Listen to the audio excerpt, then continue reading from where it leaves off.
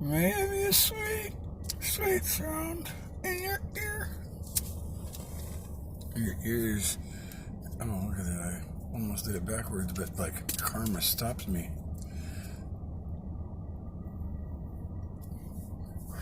I tell you about the Masad parts of the battle in the final stages. I'm naked in my car right now because I want to be a Christmas tree for my Lord. Anybody arguing with me can meet the wrath of my king. My two sons questioned me last night that I'd been naked for almost a month. And they were both trying to punch me quite violently, as if another spirit was controlling them. But you know, my oldest son, he doesn't like my accent when I talk British, like I love from Shakespeare. And he says, oh, it's just an act, and he mocks me, and how do you say it again? Oh, really? And then if I speak in tongues, he goes, you know, that might be blasphemy. Do you know what that is? What are you talking about? You are my dad. You are supposed to love. Oh, I'm focusing on my king. I'm sorry, son, but you are not my son. And he looked at me. He said, what do you say that for? I said, because I bore you. You came from my seed, but your seed, my seed, was mixed with your mother's seed. And see, your mother's seed always had a heart of deception. And I thought I told you that in 18 years of marriage, I never saw one penny she had in the bank. Do you think that's loyal?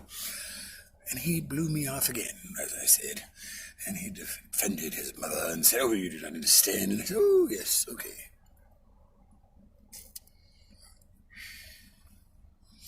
I'm always quite happy when I see my sons who are in their 20s acting to me like when I was 15. I didn't know generations change so much.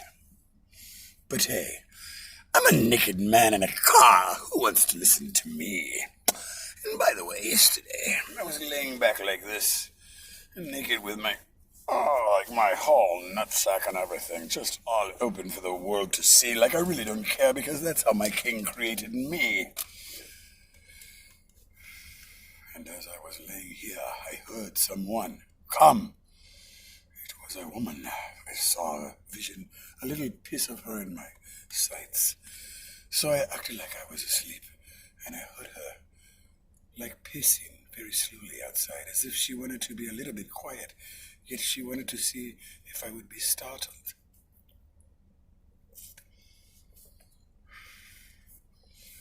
But I moved not, I only moved my heart, and I said, oh, my Lord, is it another one for your kingdom?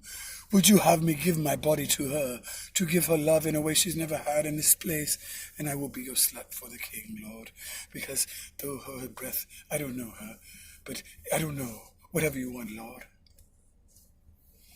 And I opened my eyes. I looked, and she was looking at me over the corner, like spying on me, like, what is this guy? She was very quiet for a couple minutes.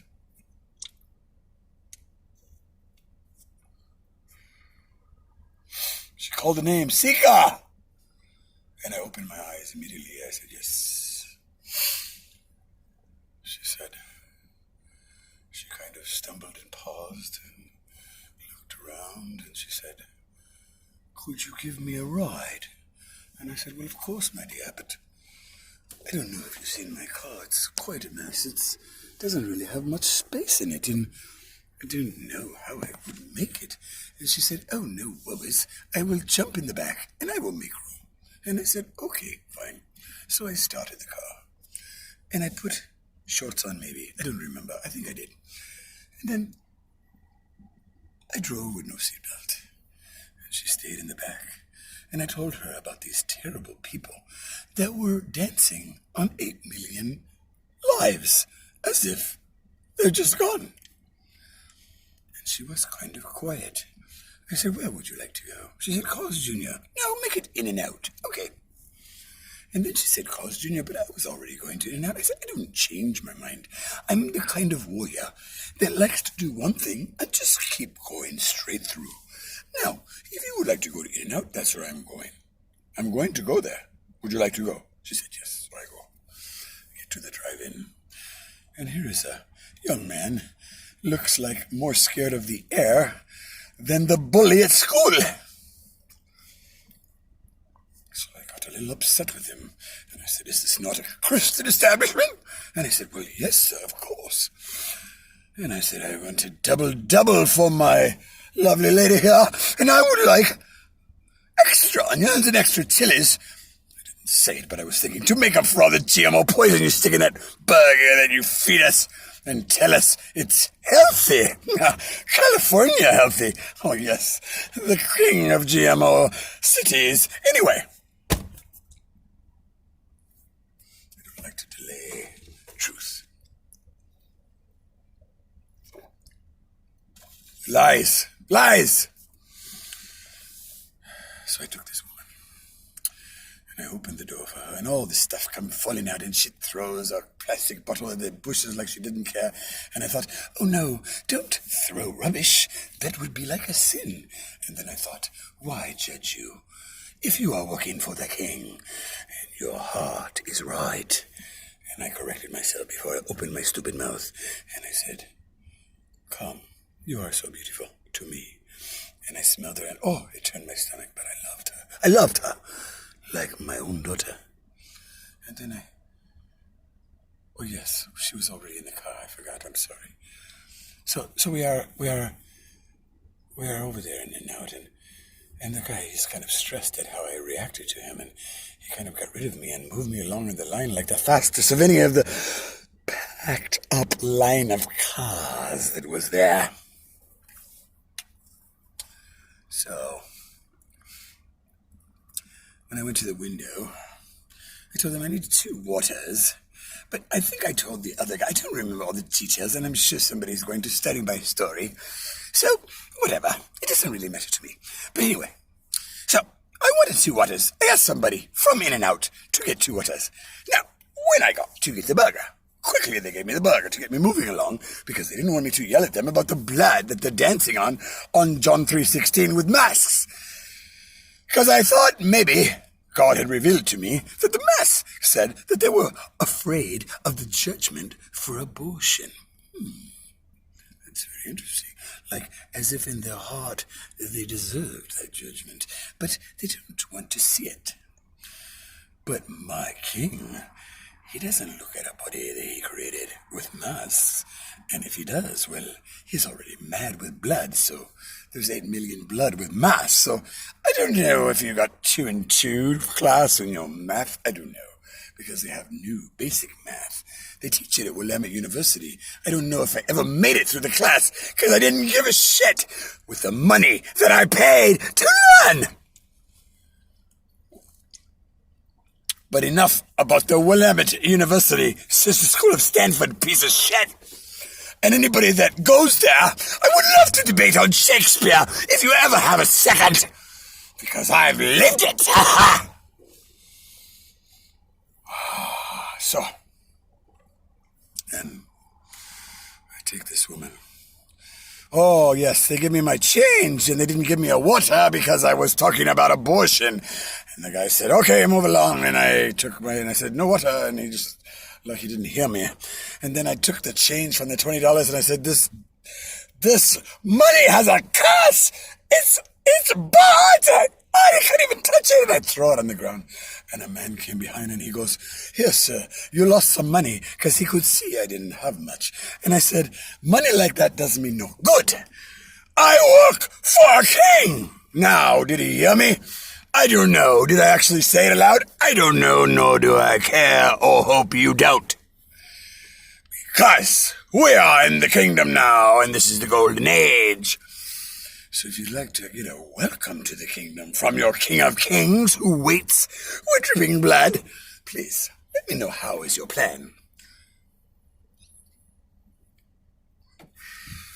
I'm from Oregon, a land of forests, but not fake forests, with like water trees, like in Carlsbad, California.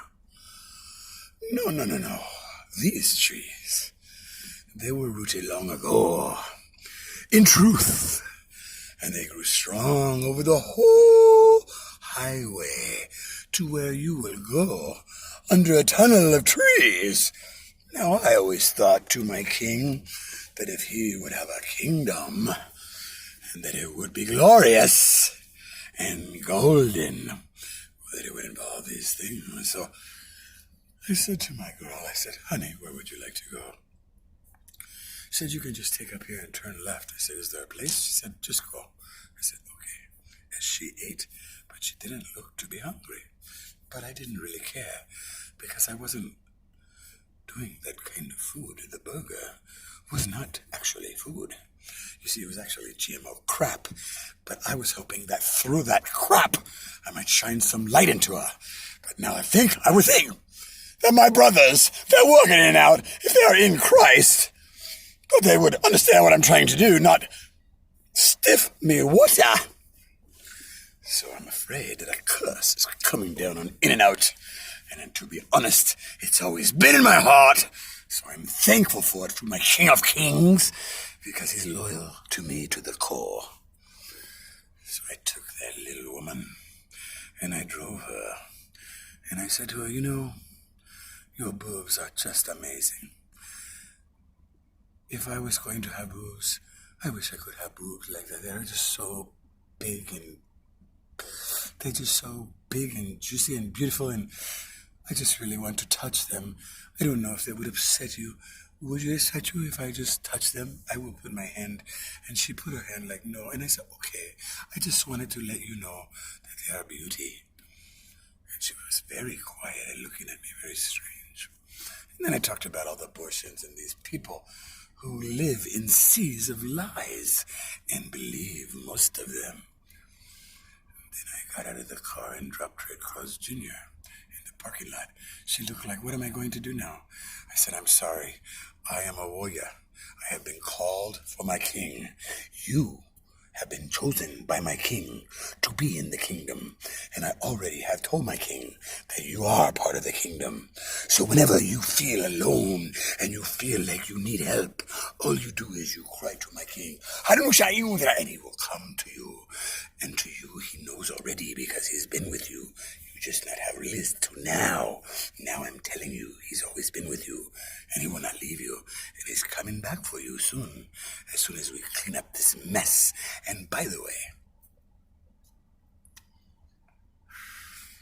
there is one message from the king, that if you need money before he comes, it's okay for you to use your beautiful boobs and beautiful body to get money until he comes, and he will not hold it against you, because he knows your heart.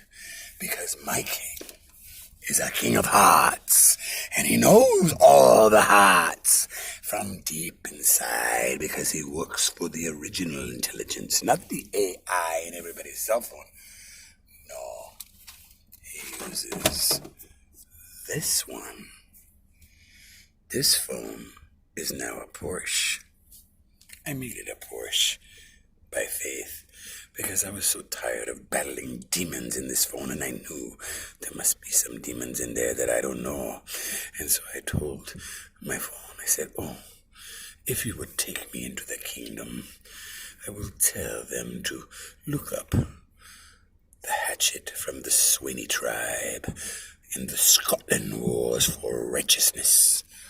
And I will tell them, can you take this axe of mine that was made for me and mold it into gold, kind of like Moses' brother, but we're going to do a different one.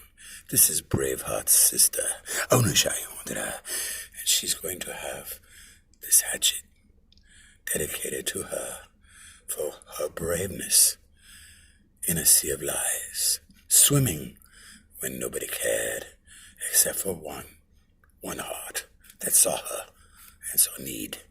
But she saw that seeker would give her her need. We are the seekers. And welcome to the golden millennial kingdom. I love you like a brother and a sister. And we will all be there for the great banquet feast. But please, do not be tempted to mask up with robes or any type of cover for that tree skin that God made you in. Because in the kingdom you want to shine at that banquet table with Christ's righteousness. Because once you put a pair of something on, you're losing some of his and trying to use your own. And for Christmas, that's not a very good wish, since who's got the naughty list? So I told the king, I said, Lord, I have shown enough of my dick that you gave me, and I'm fine with it. I'm not so proud of it, but I don't want to walk in the street with it. So I'm going to do a David workout on Christmas. And I want to do it with just a loose pair of shorts that will be constantly falling down and causing the women to drool, just like David did in his victorious march. Thank you, Lord. I've always dreamed of this day. And now I just need some reality when I've been trying to escape it for so many years. Thank you for not being able to face reality when it's too good. After I've been so used to hiding reality because it's so bad.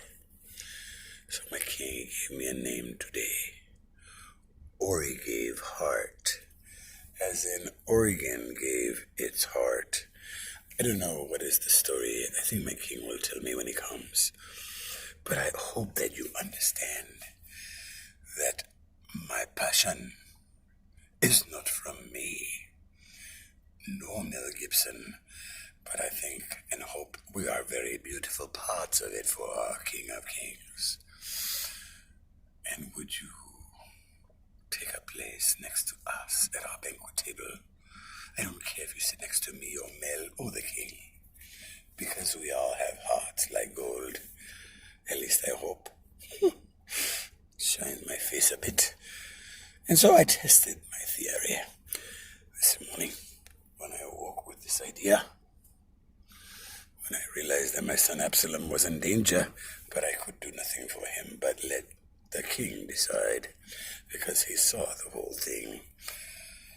So I drove, because I was threatened that if I do show my dick again, that my son will be after me. He's not going to take it twice. He's already had it once, and I don't want to bring him shame again. It always is funny to me when my younger son tells me what I better do, otherwise he's going to come after me. Come after me. And you are a prince. And I asked him, what was the first lesson I taught you in 3rd grade in Awana? And he said, I don't know. I said, the first sin, what was it? You mean Adam and Eve? No, that's why I taught it to you, so you would know it was Lucifer.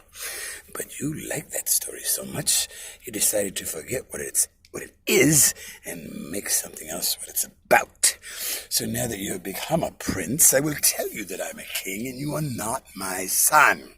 You are not my prince, you are your mother's son, because you always preferred to follow her and her lies. So now you can see what her sea of lies is as you go to live in her house and talk shit about me again, as you have so bloody many times. But I hope it's not against you, because I know your heart, and I have read the story of Absalom and what envy did to his heart. Please, my brothers and sisters, the golden age will never have hearts like that. Not if I keep working for the king. And the king has given me a special ability to read hearts. Please look up Sons of Liberty and see if he's trying to get a special way into the kingdom right now.